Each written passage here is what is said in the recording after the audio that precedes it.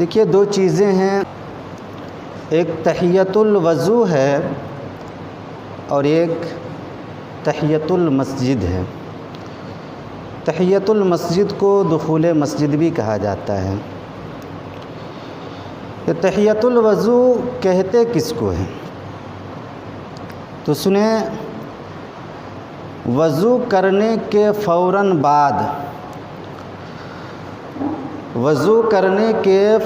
بعد جو 2 رکعت نماز پڑھی جاتی ہے اسی کو تحیۃ الوضو کہتے ہیں،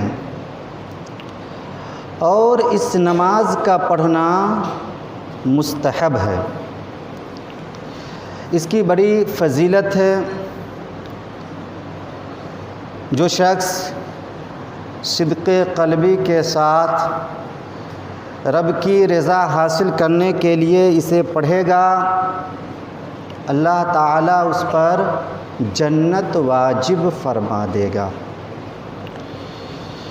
اگر کوئی، غور کیجیے گا، اگر کوئی وضو کرنے کے فوراً بعد اسے نہ پڑھے، یعنی تحیۃ الوضو کو نہ پڑھے، فرض پڑھنے میں مشغول ہو جائے یا سنت پڑھنے میں مشغول ہو جائے، تو اسے بھی اس تحیۃ الوضو کے پڑھنے کا ثواب حاصل ہو جائے گا۔ یہ پڑھے نہ پڑھے، لیکن وضو کے بعد کوئی بھی نماز پڑھنے لگے تو اس کا ثواب اسے حاصل ہو جائے گا، اگرچہ وہ نیت نہ کیا ہو۔ تحیۃ الوضو کے لیے اذان شرط نہیں ہے، لیکن مکروہ وقتوں میں اس کا پڑھنا بھی جائز نہیں ہے، جیسے طلوع آفتاب کے وقت، غروب آفتاب کے وقت، جب سورج بیچوں بیچ میں ہو اس وقت، عصر کی نماز کے بعد اور فجر کی نماز کے بعد، ان وقتوں میں اس کا پڑھنا جائز نہیں ہے۔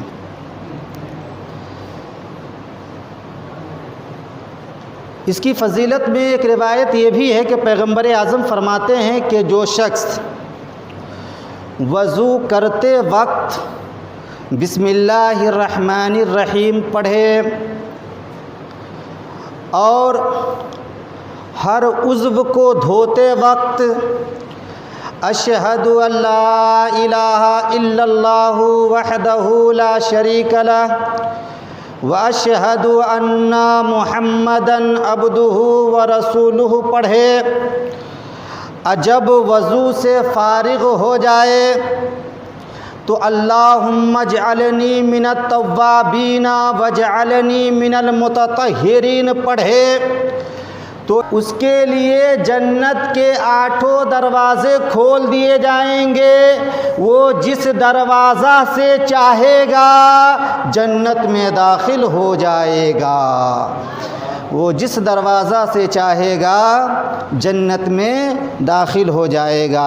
اور پھر اس کے بعد 2 رکعت پڑھے تحیۃ الوضو، تو آقا فرماتے ہیں اللہ تعالیٰ اس کے تمامی گناہوں کی مغفرت بھی فرما دے گا، مغفرت بھی فرما دے گا۔ یہ ہے تحیۃ الوضو۔ اب تحیۃ المسجد کس کو کہتے ہیں؟ تو سنیں، مسجد میں داخل ہونے کے بعد بیٹھنے سے پہلے جو 2 رکعت نماز پڑھی جاتی ہے اسے تحیۃ المسجد یا دخول مسجد کی نماز کہا جاتا ہے، اور یہ نماز سنت غیر مؤکدہ ہے، سنت غیر مؤکدہ ہے۔ مسجد میں ہم داخل ہوئے، بیٹھے نہیں، بیٹھنے سے پہلے اسے پڑھنا ہے، اور اگر اسے نہیں پڑھا کوئی، آتے ہی سنت میں شامل ہو گیا، فرض میں شامل ہو گیا، تو اسے بھی تحیۃ المسجد کی نماز کی ادائیگی کا ثواب حاصل ہو جائے گا، آتے ہی ادا کرنا ہے۔